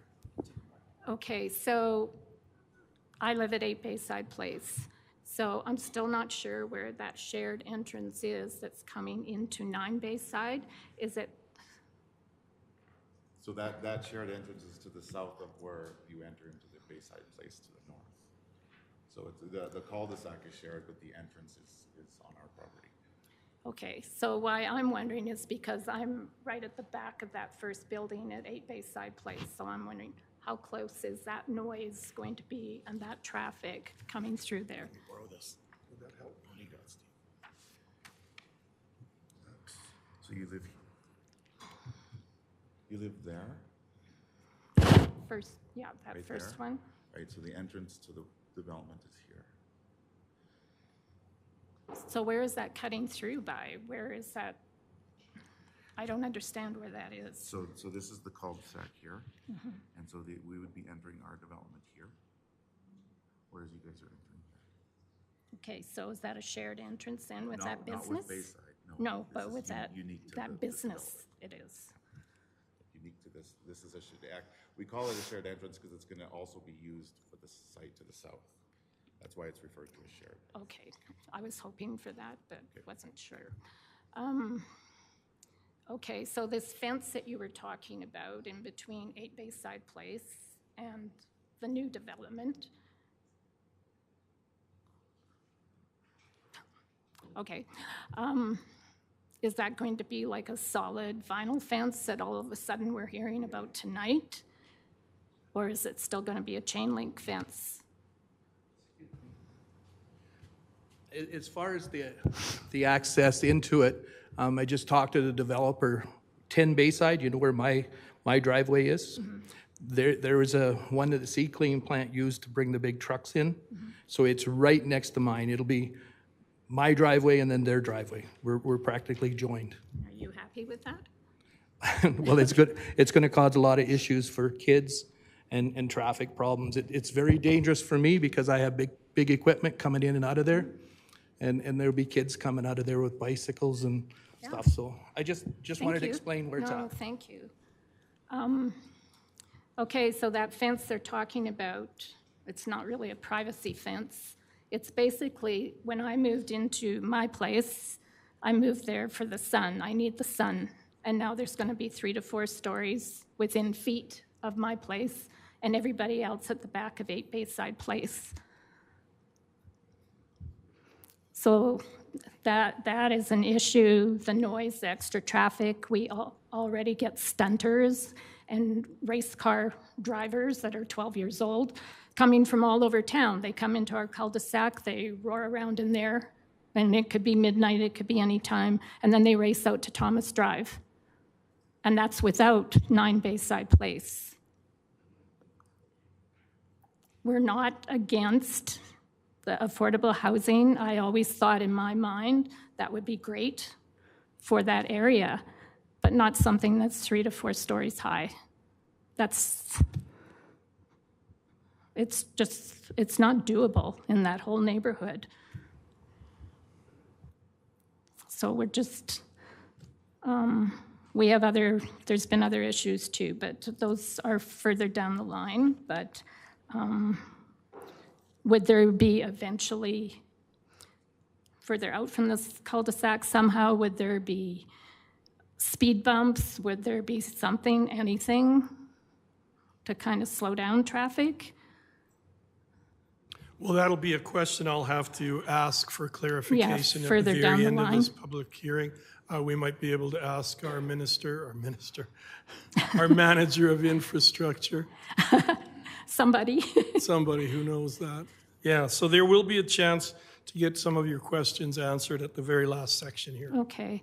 And I know at 8 Bayside Place, we don't own the cul-de-sac, but our landscapers park there. The back of the property where I am, because that's our only access that's close enough. When I had my rugs cleaned, they had to pull up on the grass to clean my rugs because there's no access that they could reach. And that's the same cleaning our vents inside. We're the only building in 8 Bayside Place that hasn't got 2 entrances that are, accessible at the back. So there's that. And over at 7 Bayside Place, I was wondering whether they had even received notice of this, but apparently there's only one owner of that section. So I'm wondering, I don't know if anybody here is from 7 Bayside Place, but were those renters or those owners, were they even notified of this? Or did the owner of that section even let them know? That's another question we can ask.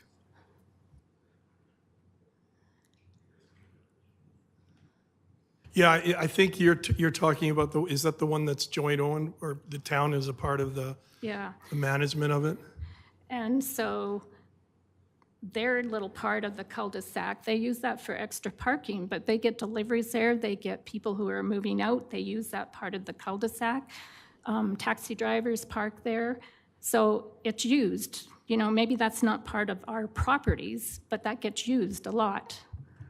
And the same thing with deliveries. I've had it happen at least 5 times in the last 6 months where my stuff is wandering all over at 7 Bayside Place because we have that shared entrance and drivers don't look or they just deliver it and it happens vice versa. I've had stuff from 7 Bayside Place delivered to mine. So now we're going to have 9 Bayside Place. So it's just a thought. I wasn't expecting to speak, but I thought somebody better speak for 8 Bayside Place. Okay, thank you very much. Thank you. We move now to questions of clarification from council. And I would like to actually ask the fire chief if we could get the fire chief to come forward, because I do have some questions for you. And I know you've been standing out in the hallway just anxious to come in. So my questions to you, if you wouldn't mind introducing yourself, and then I'll just ask you a couple questions. Sure, David Sturgeon, Fire Chief for the town of Strathmore. So my questions to you, and I guess I'm wondering about how you feel about the entrance and exit, the proximity of the buildings, the density, the height of the building. How do you feel from a fire safety point of view? From a fire standpoint, obviously we work closely with development services. So everything that I've seen to date kind of falls in line with what we're looking for. So there's no access or egress requirements that don't seem to be in line with the standards. And as far as the height and things, that's kind of really out of our purview. So, yeah. But as far as your fire trucks being able to get to the windows up on the uppermost level, not a problem? Yeah, absolutely. Okay, thank you. My next question then, you're off the hook. Does anyone have any questions for the fire chief right now? Okay, then Ethan, I wouldn't mind bringing you back. Ethan, when we go into Bayside Place, and if this development was approved, when you have residents or children walking into Bayside Place, what is the sidewalk situation in that crescent? I don't think there is one. Yeah, sorry, I'm not 100% familiar. We think it's on one side of the road, which I believe is the north, now that I think more about it. But okay, it's a north sidewalk? Okay, thank you. So that could be an interesting thing too. Councillor Montgomery. Thank you. So I have a question for the developer, please.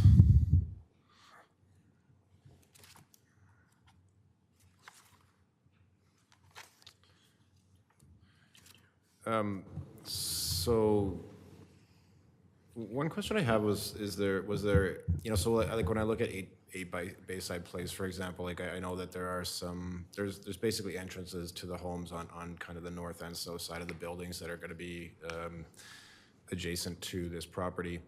And I'm wondering if there was any consideration given to orienting your buildings so that the fronts of the buildings are actually facing towards these other residences, so that the balconies are facing towards kind of more like the middle of the property.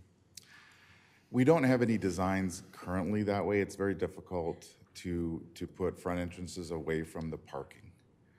So that's the biggest challenge when it comes to walk-up townhomes, is that the front entrance needs to be close to parking, and so that all has to face into the parking lot.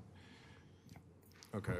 Yeah, because like I said, the 8 Bayside Place, they have them so that they're not facing the parking currently. That's right, which is, and I appreciate the comments on the why are we not going 2-story as opposed to the density we're going, and to speak to that, it's very difficult when you're trying to do a rental project.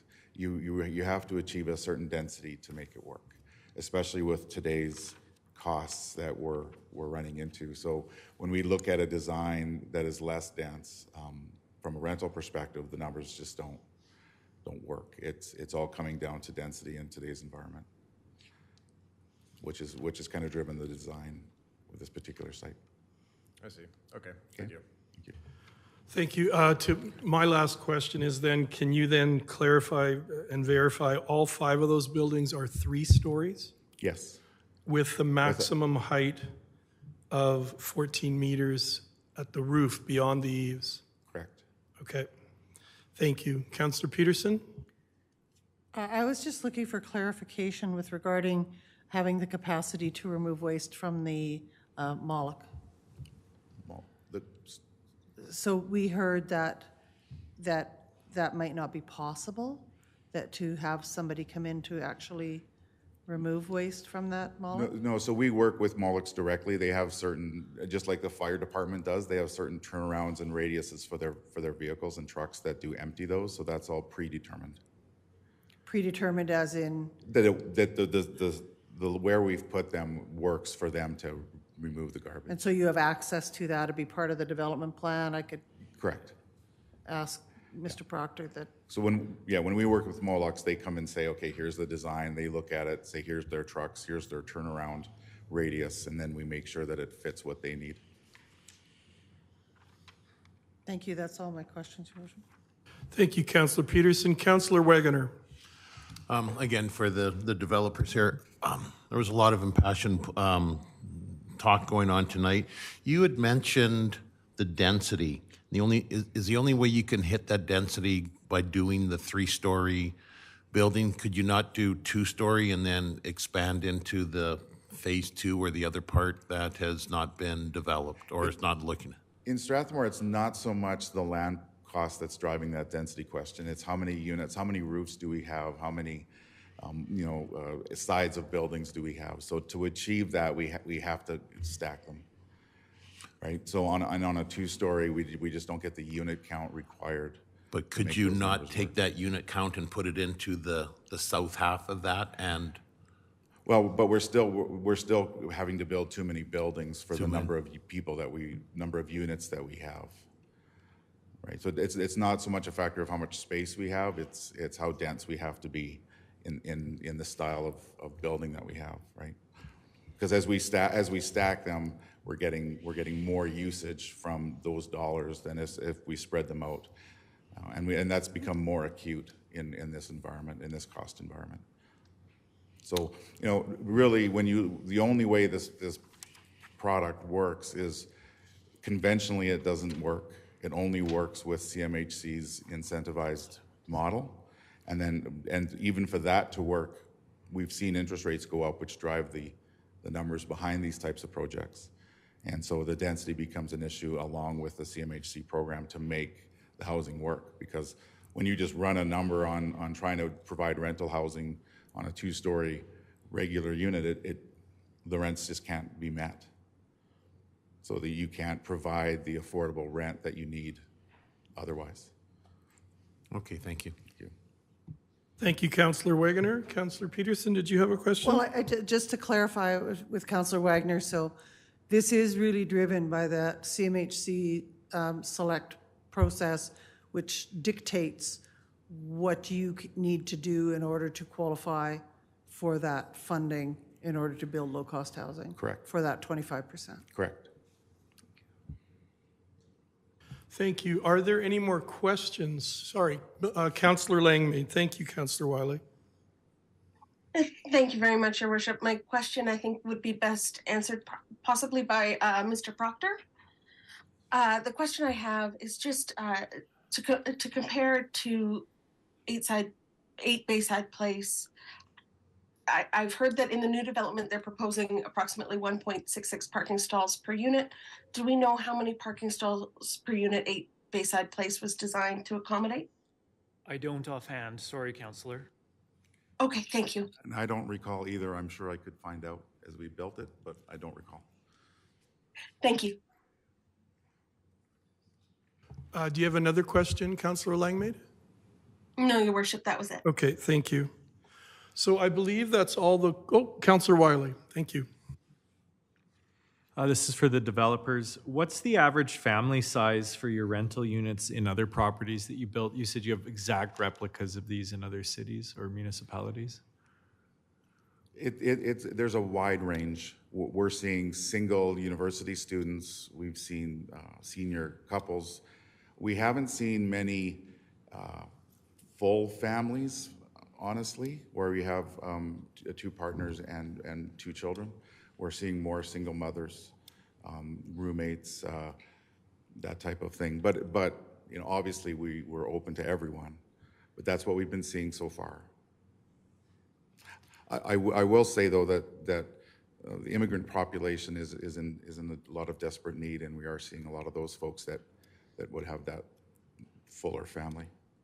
Yeah, I'm a teacher, and those kids are at my school, and their families are really struggling to find homes in Strathmore. Yeah, which is why we've gone, like half of our units are 3-bedroom, right? And 3 bedrooms are very difficult to find. When I picture Strathmore, I picture a community. I picture a quality of life, and that quality of life includes people who are really struggling to make ends meet. And from your research, you've seen that this is something that it's really in demand. There's a high demand for this. Yeah, it's very high demand, yes. Thank and you. We're seeing lots of stories of folks who are seeing something new and nice and affordable. And yeah. Well, when I'm looking at this, I see 12 and 1,300 square foot apartments that are 2 and 3 bedrooms, and your target price is under $2,000 a month in town. Well under. Yeah. Thank you. Thank you. Are there any further questions for the developers or anyone else? Yes?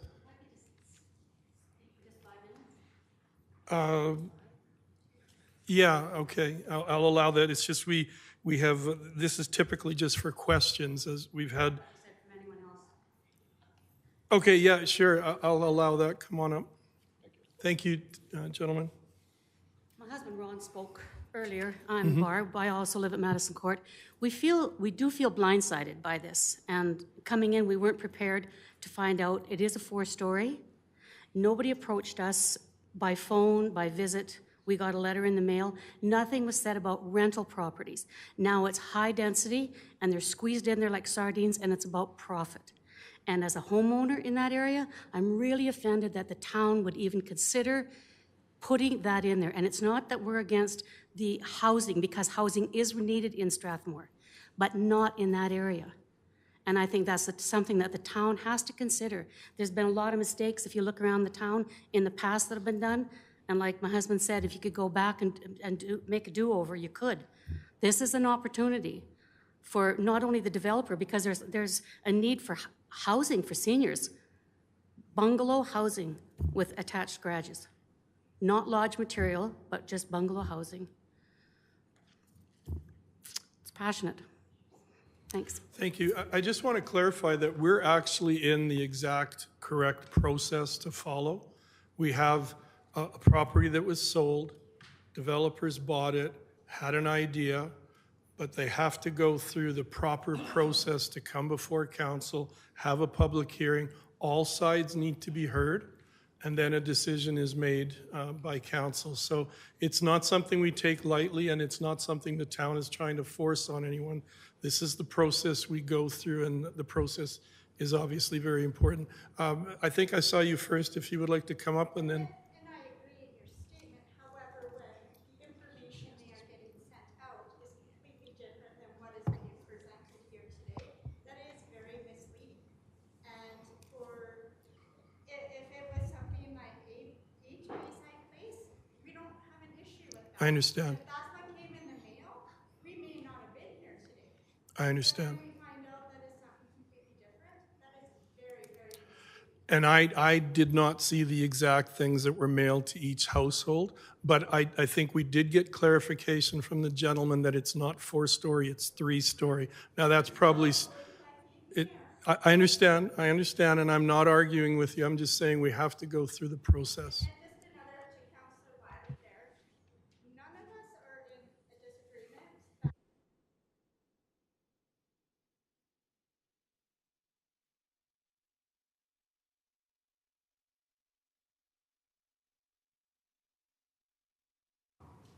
Mr. Wiley, I know some of the people who voted in their backyard.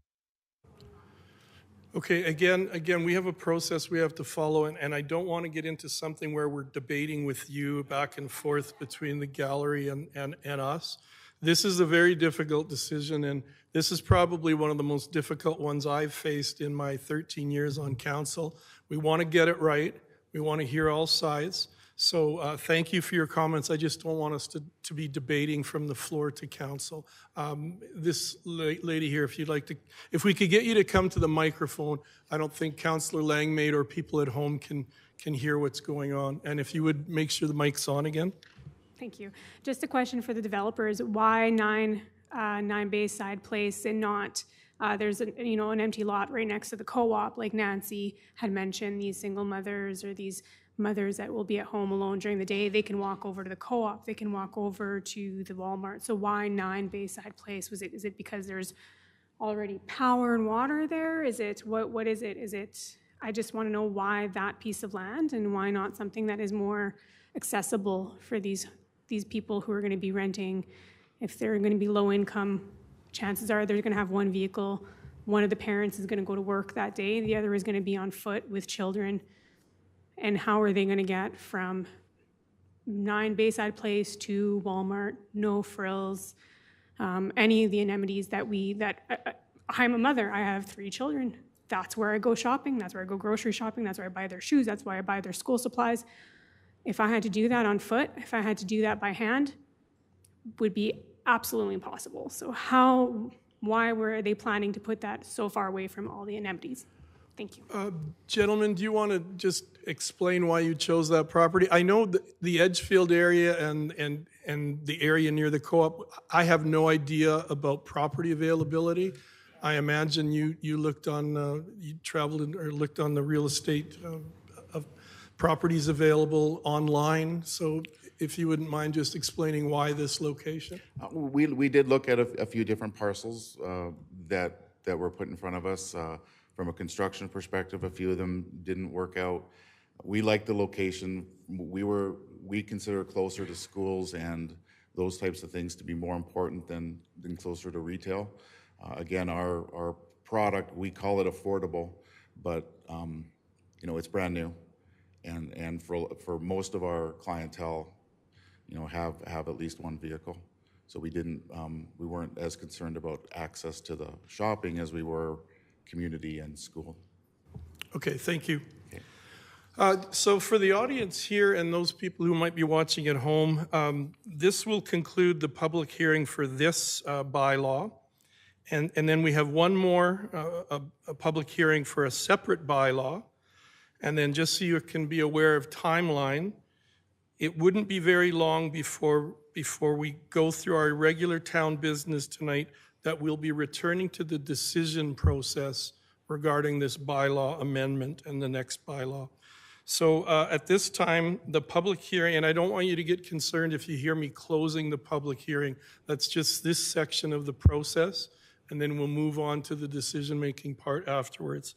So the public hearing for bylaw number 23-01, being a bylaw to amend the land use bylaw number 14-11, is closed at 8:02 p.m. And I'm wondering if we could take a brief recess if anyone needs to go to the bathroom or anything. Would someone make a motion for a quick recess? Your Worship, I would move for recess until 8:10. Sure. Thank you. All in favor? We're in a brief recess.